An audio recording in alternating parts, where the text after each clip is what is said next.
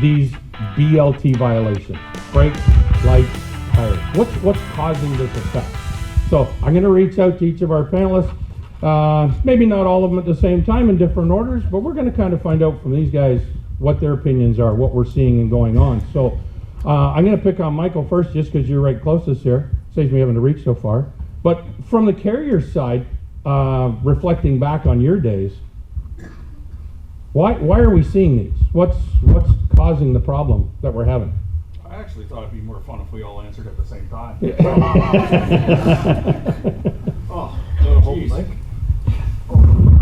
The mic for Mike? So in case you missed that first part, I thought it'd be better if we all answered at the same time. Well, from when it's funny because Bud and I were just chatting a little bit about this, and I guess you can look at a philosophical approach. Are we in such a driver competitive market now that they really don't care, and they'll just say, if I don't have to do it, I can just go somewhere else, if they're not enforcing it? We can also look at, sometimes there's so much competition in trying to save money that we're possibly buying some components that are substandard.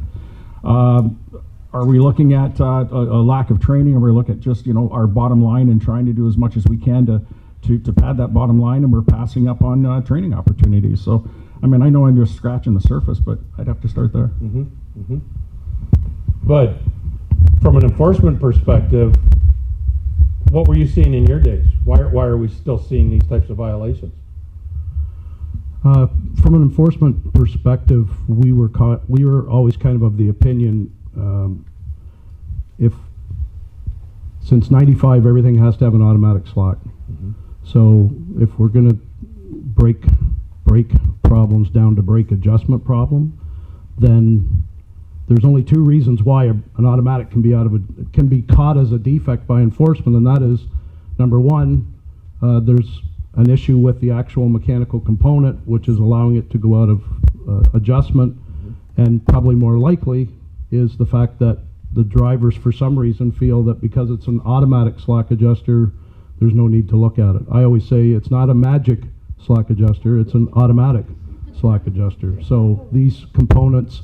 And the other thing I want to mention, with all the telematics that are available to carriers now, and to their credit, a lot of them are watching what the drivers are doing, and as a result of that, a lot of good carriers are having their drivers be much more cautious in their driving approach, which doesn't necessarily work best for an automatic slack adjuster, as ridiculous as that might sound.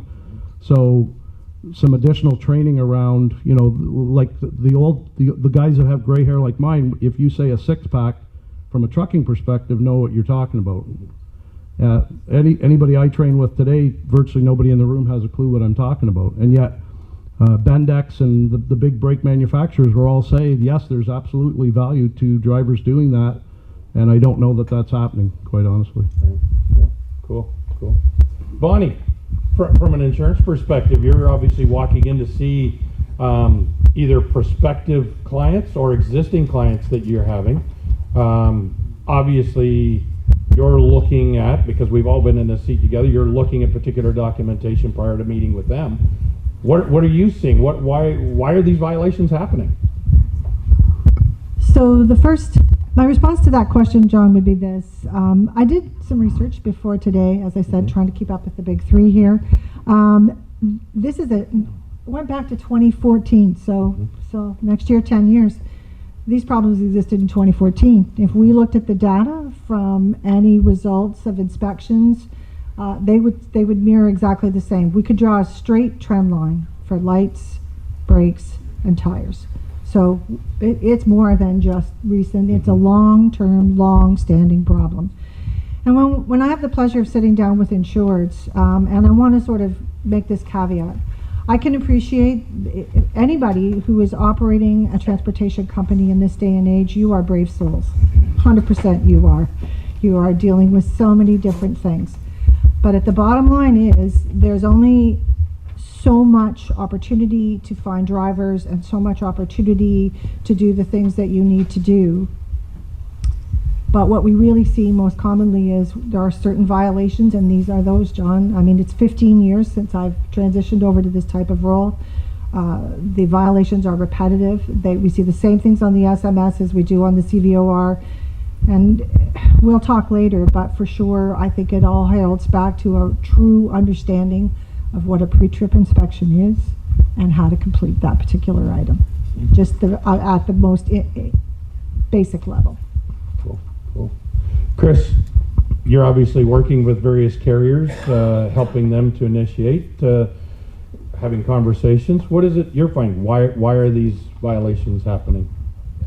Well, there's a couple of components that I think are really key to this whole thing, and brakes and steering I think are kind of important in trucks. And I don't do a lot of it, but in 2 weeks I've got to go and train 4 drivers, for example.